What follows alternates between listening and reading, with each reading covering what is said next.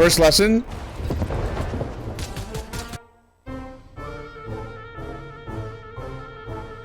Don't do what this guy's doing. God damn it, man. Bro, we're like a month into the season and people are still doing this.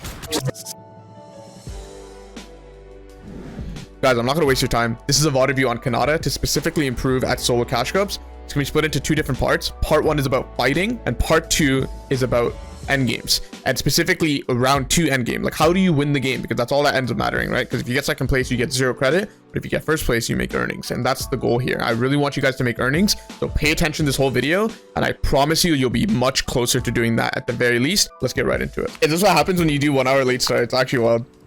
I can't believe it. MEW plays, dude. I'm so sorry to put you on blast, but like, what the fuck? I cannot be serious. Like, wait. This guy went straight up. Like, he is the easiest target to hit. So again, don't do this early game, mid game, end game. Doesn't matter. Just don't do that. It is 100% asking to get killed. Amazing shot from the enemy here. Does 160 damage to Khanada. Khanada does pop the slurp, and immediately, really important detail, expands out multiple boxes in a specific mat type. What's the mat type? Brick. Why? Really easy to refarm. And wood, guys, wood is super weak and really easy to take. At full HP, wood is 2 hits with pickaxe. Brick is a lot better. It's 3 hits at full HP. So it's a lot easier to react to. It's not as fast paced in terms of how quickly your wall gets taken. So it's a lot more counterplay for you as a defensive player.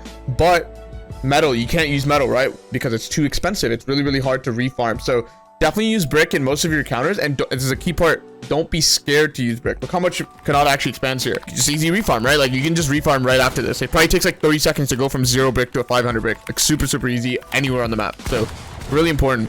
Another key detail that I do want to mention, guys, like, look how long, it's almost accidental, right? Khanada does mess up here, and look how long he takes to take this wall specifically. Missed pickaxe, gets this one. Missed times the pickaxe. So like, usually it would take him 2 pickaxes to take that metal wall, but he ends up messing up and taking 4. Now, why this is useful is, like, mentally, if that ends up happening to you, maybe you take too long to do something, expect the enemy to actually react to you because you were sloppy on that. It becomes more predictable, right? Because you're telegraphing what you're about to do because you took so long to do it, much longer than usual. So that's exactly why enemy actually counter shoots here, is because it's so predictable, because Khanada takes too long. And this is useful as the aggressor, as the person who's messing up, because you can expect it. A really good rule that would help is, like, for example, if you mess up an edit, right? If you're trying to edit out and you mess up an edit, don't do it again, because actually it becomes really telegraphed, because your opponent can see that you messed up that edit and will probably pre-box on that side, knowing that you might try again on the second attempt and go that way anyways. So the biggest thing about fighting, guys, is a really important lesson. Don't telegraph your intentions, and if you accidentally do and mess up, just change directions, cancel that plan, right? Because that's where you're most vulnerable, because the enemy really does know what you're about to do. So that's a simple, really easy to digest lesson. Is if you end up messing up an edit, just try something else. Like, go a different direction, go behind you, right? Fight on the right side instead of your left. Use the left to defend yourself. Like, you just place a wall here so that he cannot fight you on his right side. So you're defending here, like almost like a shield. Like a shield, you have a shield up, and then you have your sword in your right hand, and you're fighting. You're swinging with your sword on the right, right? But your shield is always up. You don't need to edit this, right? This is for counter shots. You want to fight with your sword, which is on your right hand, right? And so that's the crucial part with diagonal box fighting, is just lay that wall down and then ignore it. Fight on the right, because that's really the advantageous situation, right? That's because right hand peaks, obviously, if you haven't guessed by now. Long range wall take opportunity right here. Steps forward with the wall, because actually you can get much closer and get the cone as well. It's really crucial, because if you don't step forward, you will not be in range to place that cone. All right, it's almost like a pounce, and it's really nice that Khanada's just, like, the biggest lesson across all of it is to take pieces, right? That's the general most easy to digest piece of advice I can give you, is, like, if you're really aggressing on your opponent, then take pieces. Like, go one by one, right? Don't try to, like, skip steps or, you know, try to rush too much, because I feel like that's really how people are gonna take too much free damage. 185. A key tip that most people may not know is the heavy shoots faster than most other shotguns. So you can actually look how fast his pacing is. Like, he doesn't wait too long in between actions here, and that's just because the heavy has a really fast fire rate, like super fast fire rate. So he takes it and then immediately shoots right after. So you can shoot twice pretty quickly. So a small detail if you ever find the heavy and you do actually want to use it. You just have to watch out for the fact that the heavy does have that inaccuracy. Like, it's one of those things, guys, like, if you're not fully comfortable with the heavy, like, I do actually recommend, like, just don't use it. Like, it's fine. You don't have to fully play to the meta if it makes you uncomfortable. I value comfort more than anything. Long term, you should, you know, use the heavy in realistics and creative just to get used to it. Because I do think it's a good weapon, but if you're not comfortable, like, don't try to force it. It might actually do more harm than good, right? Oh, this guy has C4. And I was gonna take damage. He does have a slurp running though, so he's chilling on that front. Not scared to make space at all. He really wants that slurp to tick. And knowing when to, like, run back, guys, like, especially when you have a slurp running, is, like, really important. Get this kill, yeah. 185. Even if you hit 100, even if you hit 100 damage there, he's still gonna end up winning that. Ends up slurping again.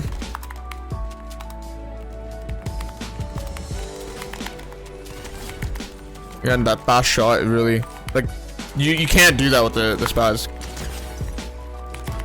Holding that wall. If the enemy pumps, he's just dead.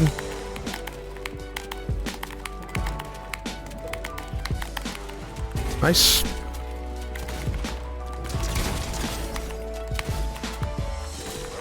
This guy's super weak. And Khanada does just pre-slurp, you know what I mean? Like, he just has a slurp running.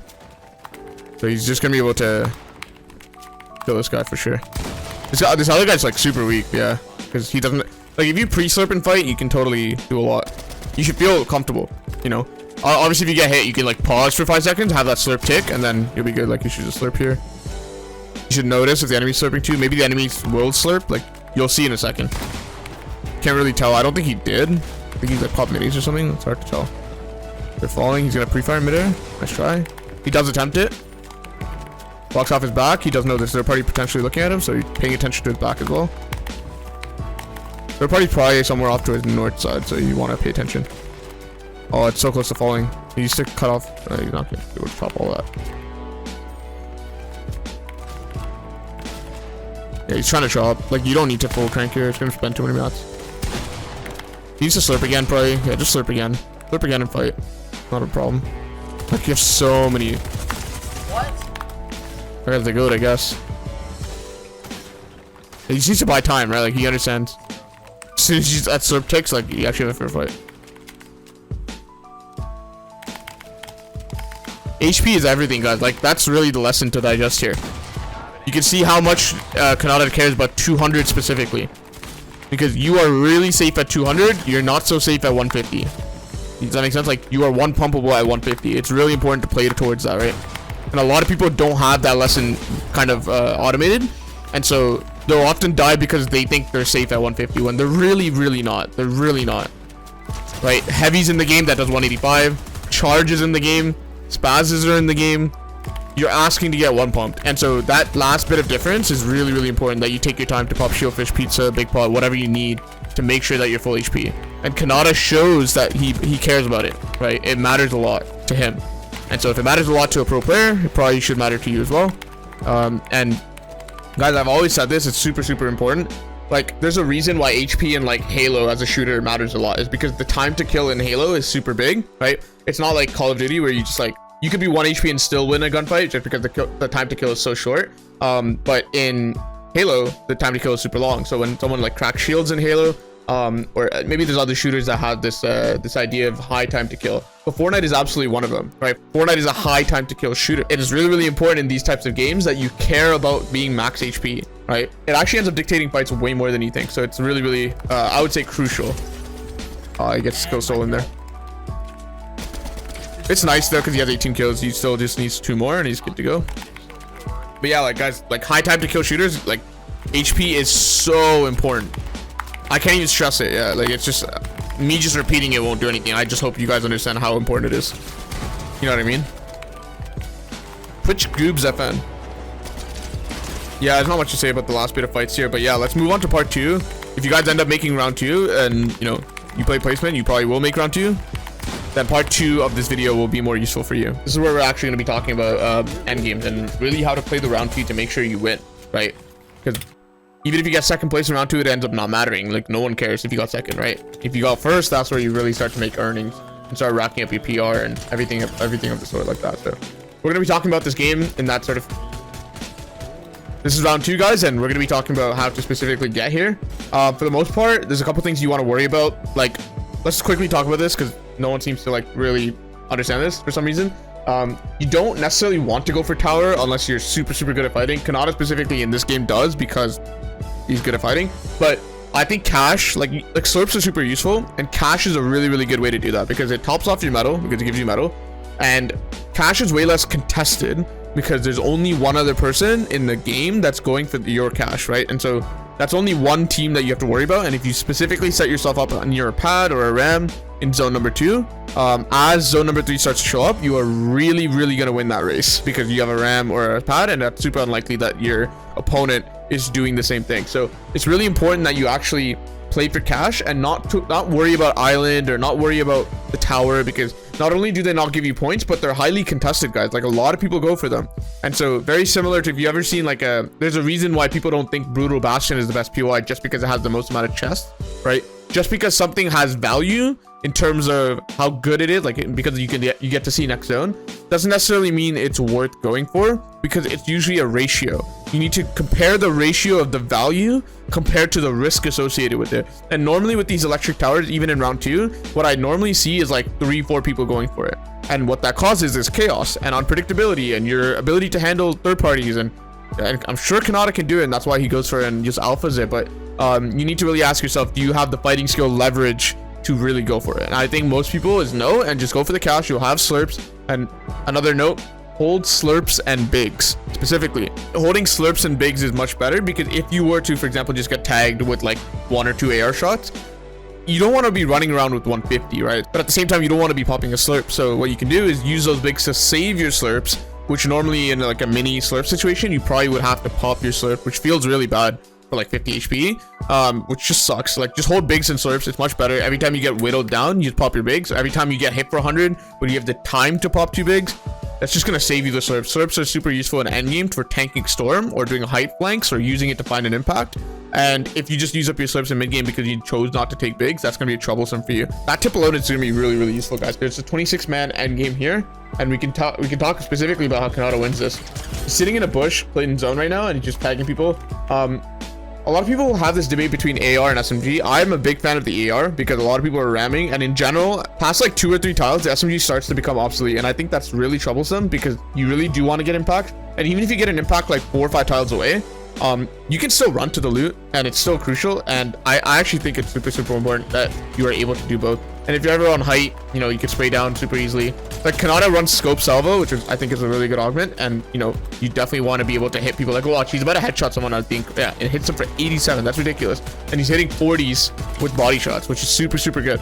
So I think he could literally like 5-tap someone with the AR from 200 in like body shots. So it's just super crazy. Obviously he has a gold AR that will obviously help, but he's just like full chilling, dude. Like he's yeah. And there's the impact. And that's the type of stuff I'm looking for, guys. Like, that AR does damage, and so you could beam someone 5 tiles away, right? You could totally beam someone 5 tiles away and then chase them down because you're the only person in the lobby that really knows that they're hurt, because you're the one who did the damage. You could chase them down and jump in their box if you hit like 150 with an AR, right? Like, you can follow up on stuff. Like, just because it's long range doesn't necessarily mean it won't translate into impacts. He stays on the right side of the map. He's gonna probably, yeah, and then he goes out 1 tile to the right. Try to really stick towards the right side of the map there. And the reason why he does right side of the map, guys, is that's because, first of all, that's where his zone's going. It leans towards the right. This map's upside down, so left here just means right on his screen. And it's really important that he just uses the maps that he has. Like, he's super close to zone, 4 tiles away, right? Just tarp in, right? You don't, like, obviously if it's like 20 tiles away, then you probably want to do a ram first, because it's unpractical for you to actually, oh, he's getting full piece here. Probably unpractical for you to actually build that whole way. But after, if you're like super close and you're like, I don't know, 2, 3, 4 tiles away, then you probably just want to tarp in, right? Really nice impact by Khanada. Now Khanada, like, he knows his range, if that makes sense. Like, he knows what's possible and what he feels comfortable doing. It's really important you don't try to reenact specifically this, unless you feel comfortable doing this, right? So comfort really does matter in solo cash grips. And you really must know what you're doing. Like, don't try to attempt stuff that you're not comfortable with, because then it's gonna lead into situations that you're not ready for, right? Khanada specifically knows that that's okay to do, right? And it is okay to do. But I'm worried about your ability to identify those things accurately, because usually misidentifying something or not being accurate with your decisions is what gets you killed. So if you're not that confident that you can't, you maybe accurately, you know, identify that that's something good or something bad, then don't go for it, right? Really important. At the same time, guys, like, trust your gut instinct. Like, be decisive. Being decisive is better than being, you know, super correct theoretically. I would rather you be decisive about stuff. You don't want to be frozen up in endgame, because I feel like being frozen up is often where you will die. Like, keep moving, keep being active, but stay inside your builds. Like, there's very rarely a situation where Khanada's fighting someone that's not on his wall. This is a perfect example right here. And so you must stay inside your builds to really just make sure that you're safe, but also able to influence the match, right? So he's always just making sure that he's not running out in the open. And if he is going to drop down or like play out in the open, he's going to immediately build. So that's no longer the case. He has the mass to take height here, so he's going to try to do that.